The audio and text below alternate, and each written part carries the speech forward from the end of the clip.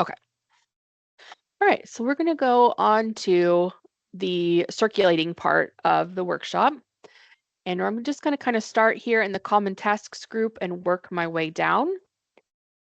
So the first one is checkout. This is Workflow's lingo for taking an item and putting it on a patron's account. So I'm going to go quickly through some of these wizards up at the top. The first one is our user search wizard. Obviously, you would use this if a patron comes in and they want to check out and they don't have their card on them, but they give you a driver's license or whatever replacement item your library allows. You could look them up.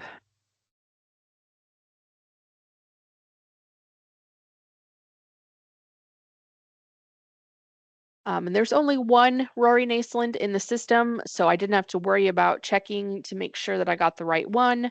But you should always, if you pull up a name that's got multiple names on it, like if you had just searched for the last name, it's going to pull up a bunch, and you want to make sure that you get the right one. So we wanted Rory. And then I always like to make sure that I kind of look over this information and make sure that it all seems okay. And then it's going to give you like a basic rundown of that patron, who their home library is, if they owe anything, when their card expires, and then information about their address, email, phone number, etc. Going along the rest of the top here, the wizard with the little help is the display user. It is the same screen as this display user. It's not going to give you a ton of additional information than what you can see right here, but it is a little bit more compact. So if you wanted to look at that, you could. The next wizard is the modify user wizard, and that is the same as this modify user here. If you're in the middle of checking a patron out and they're like, oh yeah, by the way, my phone number changed, you could click on this little guy with the pencil, pull this up, go to address, and change their phone number here. And the next is the little guy with the star. That is register new user, and that is the same as what we just did. I don't recommend doing that in the middle of a checkout. I think it's too easy to get lost in what you were doing. So I recommend that you finish the checkout at hand and then come down and use this user registration instead of trying to remember what you were doing in this screen and then registering somebody else. The next one is grayed out. This is renew privilege. So if my card was expired or getting ready to expire, this would be lit up and I could click on this and renew my card for an additional 3 years. The next is confirm address. This is a functionality of workflows that we don't currently use. It doesn't do anything if you use it, so we just kind of ignore it. The next is a little hand with a green dollar bill. That is pay bills. So it's grayed out right now because this patron does not owe anything. But if they had any outstanding late fees or bills on their account, you could pay them from this screen. And it's the same as this one here, paying bills. This next one is a book that looks like it's open. This is add brief title. Some libraries allow their checkout staff, their circulation staff, to add brief records in the system and do a little cataloging. If that's the case and a patron brings up a magazine that hasn't been cataloged, but you want a record for that, you could click on this and it will pull up the add brief title screen and you could add the brief title. Now, a lot of libraries don't allow their circulation staff to do this, so that's really library by library. I have worked at a library where they allowed checkout staff to do this, and I have worked at a library where they didn't. So it just really depends on how your library is set up and what their preferences are. The same goes for the barcode with the pencil. This is change item ID. So if a book comes up and you notice that the barcode looks like it's falling off, you could scan the existing barcode and it would give you a new barcode here. Again, is that something that all libraries allow? Probably not, but that option is there. The next is the calendar. This is the special due date helper, and can be really helpful when you're checking out patrons. So what this does is it gives you the option to modify the due date of the items that the patrons bring up. So if you have a 3-week checkout, you have a patron that comes up and says, hey, I know you have a 3-week checkout, but I'm going to be gone on vacation and I'll be back 5 days after that. Is there any way you can extend my checkout? If your library allows that, you can do that from this screen. So you would click on the little widget here and it's going to pull up a calendar. You always want to leave this at 11:59 and then find your due date that you want. We're going to go on the 8th. Just going to fill that here. And then you have some options. So if you do for this checkout only, it will do one item. So it'll only, if they hand you a stack of 5 books, it will only give that special due date to the very first book that they scan. If you do for this user only, it will do everything that patron has. Books, movies, games, doesn't matter. Everything that specific patron has will get this due date. And then if you use from now on, it will stay right here. And then you can check everything out. And then if you hit checkout to new user, that will stay. So then if I put in a different barcode, it's going to give them that checkout too. So this is helpful if you have a family that's all going on vacation together and mom, dad, and all of the kids want to check out their own items. This gives them all the special due date. You just have to remember to hit close and then it will go away. If you don't hit close, that will stay up until you literally shut workflows down. So everybody who comes in the library that day will get that special due date. All right, so scrolling down, it's going to tell you any information about your patron here. If they have current checkouts, it's going to tell you what they have checked out and when it's due. If they had any holds, they would be down here at the bottom. And then it's going to give you the option to check things out. If you have an RFID pad, you would just lay them on there, or a barcode scanner. You scan your barcodes. And they're going to show up in the list of active checkouts. Just going to tell you title, call number, item ID, and when it's due. And then if your patron has an email address, you can send them an email with their checkout receipts instead of printing one out. Or you can opt to print that out. I don't have a printer attached, so I don't have that pop-up box. But generally, you get a pop-up box asking if you want to print a receipt for that patron. Let's see. If you want to print anything out on like a normal printer and not a receipt printer, you can do that from the little printer icon. And it will give you, this would be like if your patron has questions about any of the bills on their account or something like that, you can change all of this information and then print it out on normal printer paper. We will go to check in. So you would think if this is checkout, this would be check-in, but they have it as checkout and discharge. So discharge is what Workflows refers to as checking an item in, returning an item. And there are 3 types of discharge. The first is the regular discharge, and then the other 2 have to do with, they do the same thing, they check items in, but they're a little bit specialty, I guess. So fine-free discharge, if you are a library that charges late fees, you would use this if you want to have like an amnesty day or a fine-free weekend or something like that to encourage people to return items that might be overdue.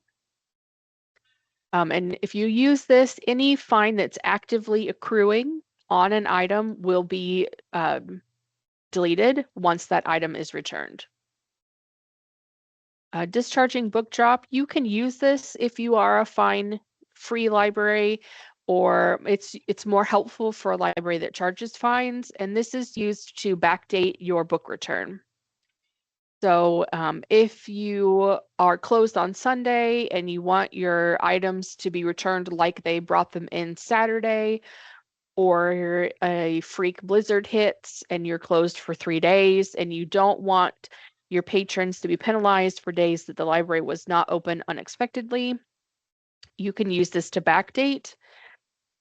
So if I picked on the 8th, again, you want to leave this at 11:59.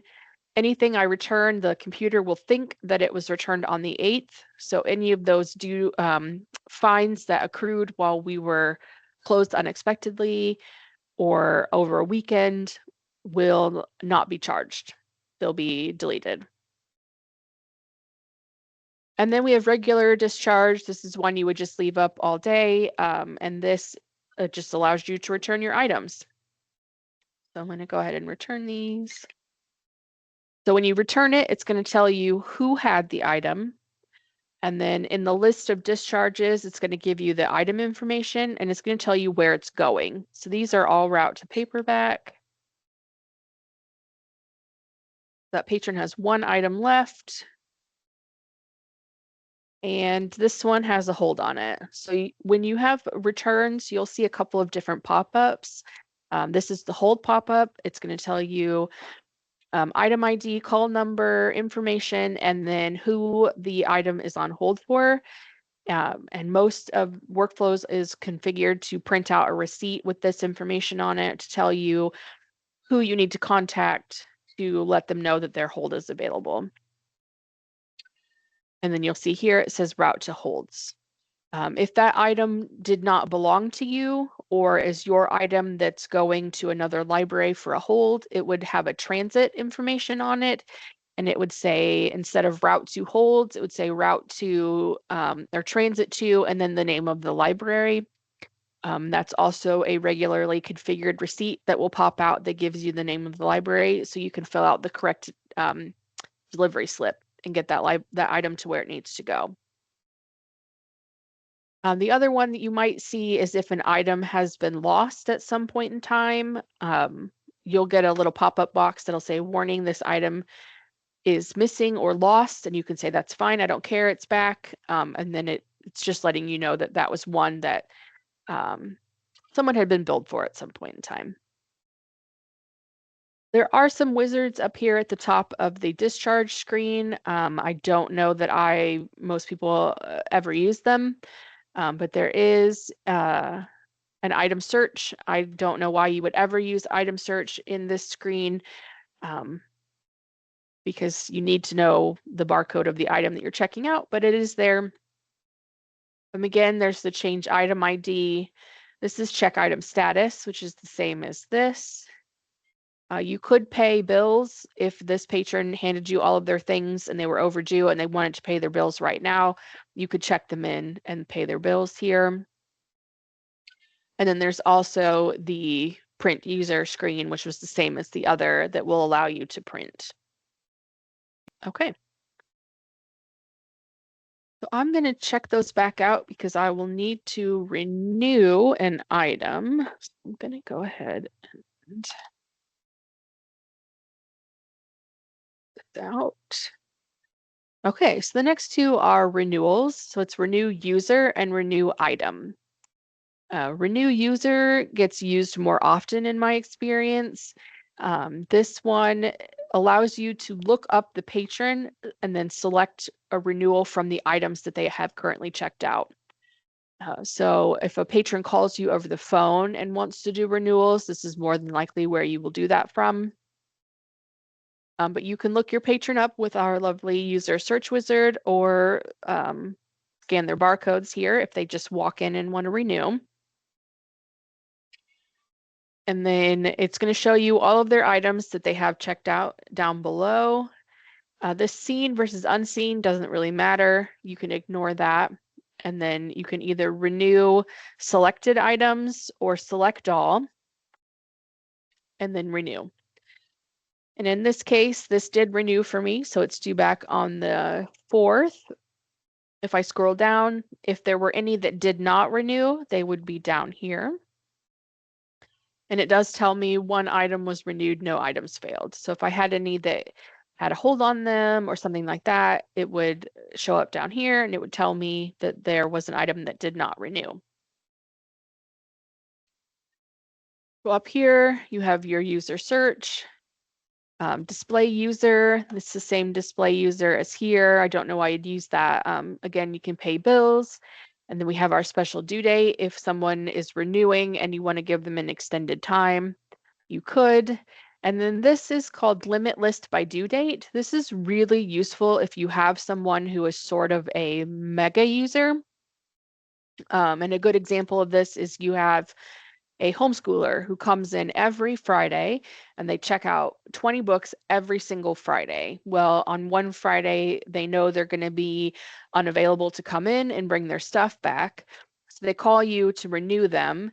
And instead of having to come down to all of their items and scroll and scroll and scroll over the 75 items that they have checked out, you can limit by the due date. So if you know that their things are due next Friday, you could put that in here and then it would only show you things. It doesn't really matter because I just have the one thing. But it would only show you things that are due that day and before. So it just allows you to kind of weed out some of that extra material for someone who has a ton of checkouts. And then you can easily select all instead of having to like hunt them down and click 20 different checkboxes. If a patron just walks in and they hand you their item, that's when you would use renew item. They just walk in, they're like, hey, I have this book, I need it for an extra week. Okay, and you scan it. So this told me that I have already renewed it once. I cannot renew it again. For this case, I don't really mind because I'm doing a demo, so I'm going to put in the override and allow it to renew. In general, we do not want you to put in that override. There are some special exceptions. If it's your item and you know that no one else is waiting for it and you want to give the patron additional time, then you can put that renewal in.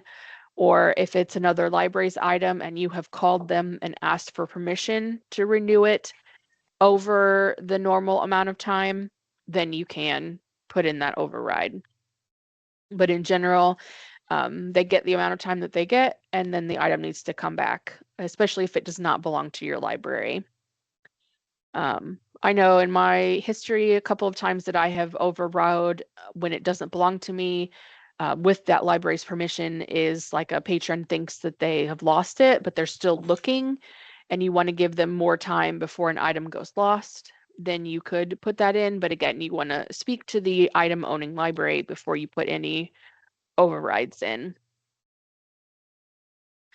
You have some of the same wizards up here: pay bills, special due date, change item ID, and item search. They're never really used in these situations. Actually, this doesn't get used too terribly often because most of the time people come in and they either hand you their card or they call you on the phone. Okay. So there are a couple of different ways to do billing. I'm going to touch on two of the more simple ones, and then the very last thing that I'll do is how to do a book. So billing a user is used for small things. So this is not used for if a patron calls you and they say, I just dropped this book in the bathtub, I'd like you to bill me for it. That is not what you use this for. This is for if a patron comes in and they need to make copies and they don't have any change, and your library allows you to bill their account and then release their print job. Or you're having a book sale and you want to allow your patron to pay for that later. Or you only take cash and all they have is a card, so you bill their account and then they pay through the app with their card, that sort of thing. Faxing, partial damage, this is not to replace a whole item. So we're just going to do book sale. And then the amount. And you always want to put a note in here just to be safe, because you never know if the patron is going to pay it right away, like they say they're going to pay it right away, or if they're going to wait until the next time they come to a different library. You just never know. So it's always safe to put in a note of some kind, especially if you always want to put a date in there so that they know how current that is. So put book sale, and then you bill your user. So once you do that, it's going to change a couple of things. It's going to make these red up here at the top to let you know that something's going on. It changes the amount that you owe and the status. So before, my status was, I think it's just active, and now I'm delinquent. And delinquent means that I owe money, but I'm under the fine block limit, and I can still use my card to check out. Each library has their own fine block limit. Depends on how you're set up. The standard fine block limit is $5.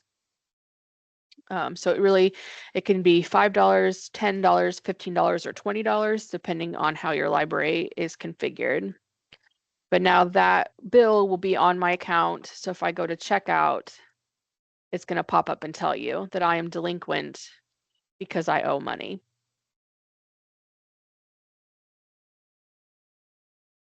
And then if the patron wants to pay for those bills, you can do that through paying bills. And it's going to show you how much they owe. If they owed more than that, it's going to have all of the bills here. And you can either do one lump payment, or if they only want to pay enough to get under the fine block, you can put in partial payments. You can pick and choose if they owe multiple bills, which bills they want to pay off. So it's pretty detailed and what you can do here. Since this is just a demo, I'm going to do $2, and then I'm going to do forgiven because it doesn't really matter. Pay bills, and now that bill is paid. I'm showing 0. It says delinquent, but it's not red, so that will go away in just a second. And now I'm status okay. If you want to see those bills, if you go into display user, you can go into the bills tab, and then down at the bottom, right now it's only set to show you the unpaid bills, but you can look at the paid bills, and it's going to give you the note, the library, the title, and anytime you see something underlined, that means if you click on it, it's going to give you additional information. So here it gives me the payment date, then the full note, and then what the payment type was. This is a demo card, so all the payment types are probably going to be forgiven. But that will let you know any information that you need about the patron's bills. Do you have any questions about that type of bill pay? I don't know if this is a question for you or if this would be a question for my supervisors, but like if somebody has that many, if they had in real life that many lost books, did they ever get banned or Not usually. It really depends on the library, especially so like these are going to show as paid because they've been either brought back or paid off.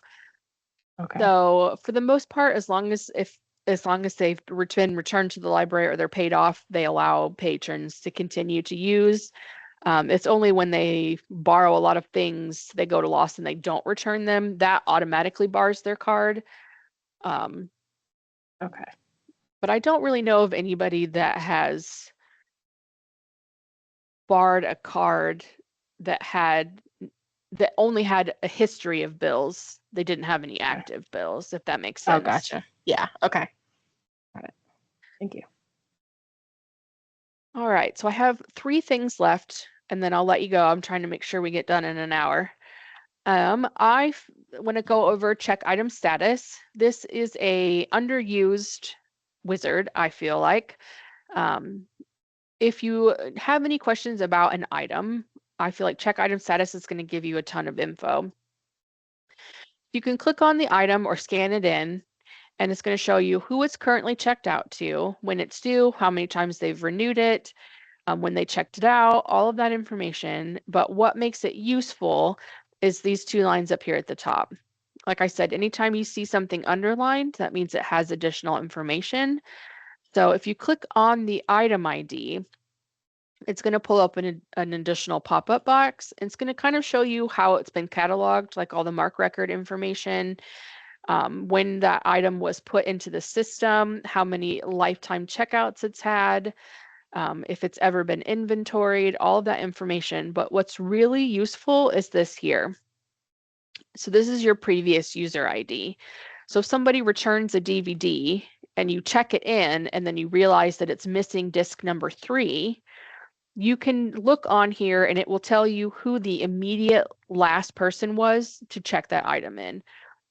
So it lets you know that they probably have that disc and it's in their DVD player, or if something comes in and it's got a bunch of puppy bite marks on it, then you know more than likely I need to speak to this patron and see if we can figure out what's going on. So this is really useful, I find anyway. And then the other up here is the title. And if you click on that, it's going to show you how many other libraries own a book on the same record and where theirs are at. So this is helpful if you're looking for someone that wants to do like a book club or something. This would be a good book for a book club because there are several and they're all on the shelf right now. If you will pull up something that's only got one on here, more than likely, it's, like if you put a hold on an item and there's only one, you're not getting it, it's probably lost. So this is just going to give you some additional information about the book or the DVD or whatever that I think is super helpful. All right, so now we're going to do billing. I can never remember where that is. Here it is. Okay, so if your patron has an item checked out and they call you and they're like, hey, I dropped this book in the bathtub. I don't want to wait for it to go lost naturally in the system. Can you just bill me for this? And you say, sure. Again, this depends on your library. Some libraries only like managers or supervisory staff are allowed to do this. Some libraries it's anybody. It just really depends on how your library works. But the way to do this, so if I just used, so I'm going to see if this is the right one. So, okay, so we've got Christmas wishes checked out. So I'm going to look at it. It's $8. Okay, so if I just go into, we're going to do it wrong first, billing a user. I look that patron up and I want to do lost, do $8. Put in a note, SN.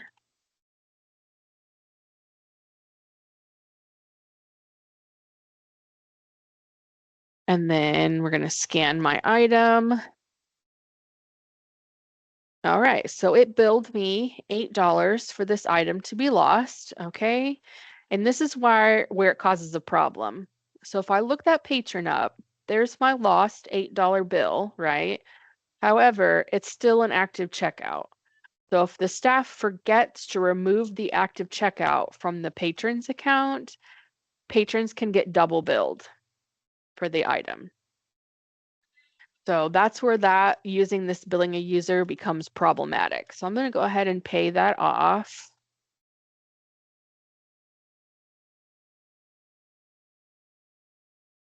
And show you the right way to do that. So we're going to look. Okay, there's the checkout. So the way to do this is to come over here and scroll down to the items group. And we're going to mark the item lost. You're going to pull that up. And the way that you need to do this is by looking up the patron. So we want to make sure that we have the right patron and the right item. So we're going to go to our user search, pull that up, and you would search for your patron. Since it's the one I was just in, it's down here under current. And then it's going to list all of their checkouts, which this patron only has one. So this is the one that we want to mark lost. We're going to hit mark item lost. mark item lost, and then it's going to tell you how much it's charging. You can alter this if it's a really old book and you only want to do a partial. If you normally have a processing fee and you want to waive that, you can change any of this, but we're going to go ahead and bill them. And now that item is marked lost. So if I go up and I look at that patron, there's my $8 bill, right? And it also took it off of the active checkouts.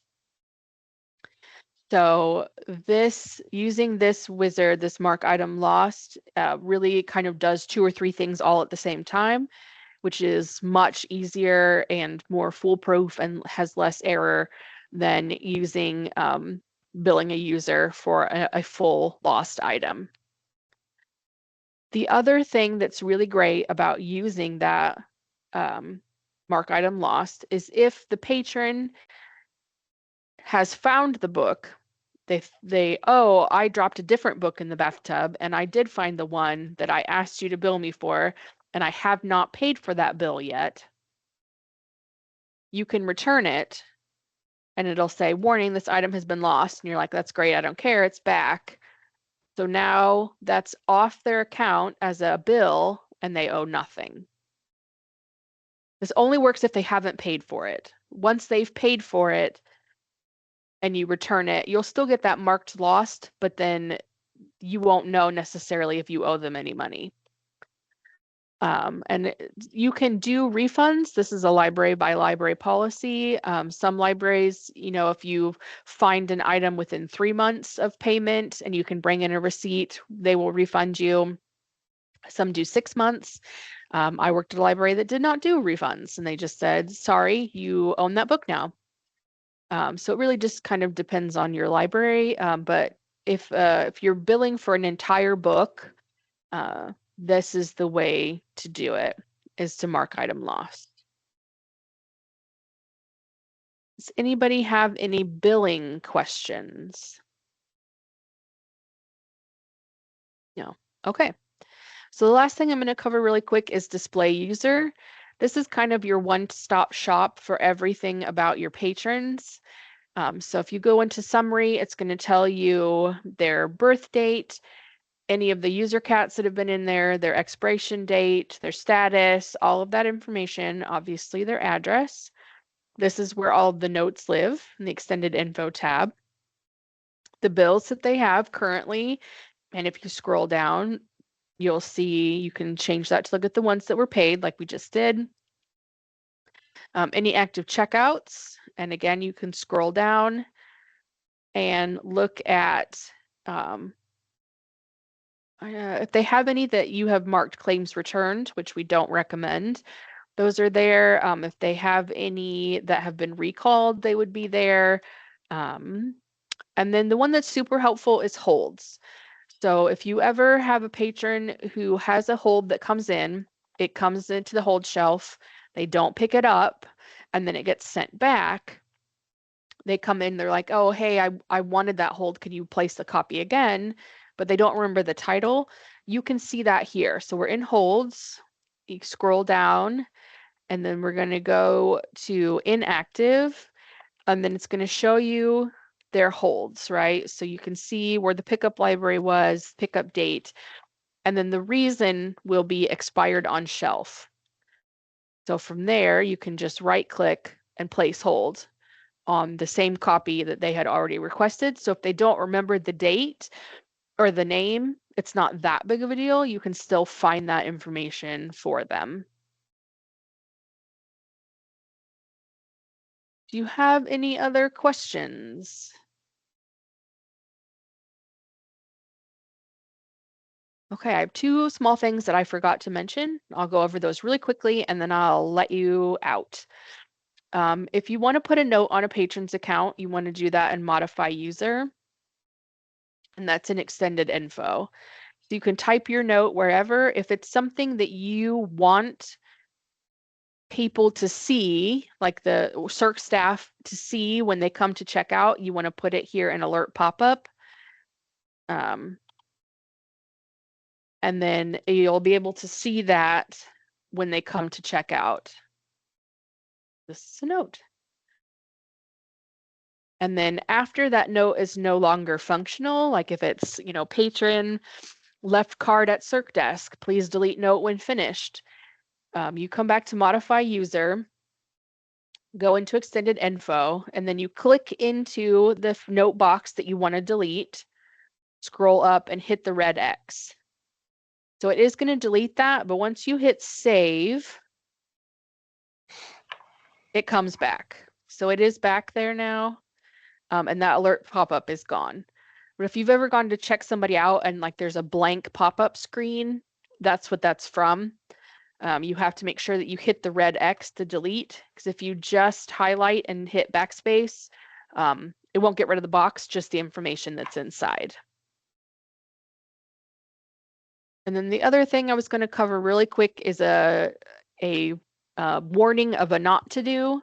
When you're in your checkout screen, there is the item search and display in here, and that we do not recommend that you use. So if you're checking a patron out and they're like, oh yeah, by the way, do you have a copy of the Hunger Games? If you look it up in the middle of your checkout, you can accidentally hit enter, or if you see down here, there's checkout item. So whatever information you're looking at down here, it will check that out to the patron, whether you own it, whether it's on the shelf, whether it belongs to another library, it doesn't matter. So we highly recommend against using this here. If a patron asks for a question, like, do you own this? We suggest you finish your checkout and then pull up this item search and display. There's no risk of accidentally checking the item out from this item search and display here. Okay, does anybody have any questions about anything?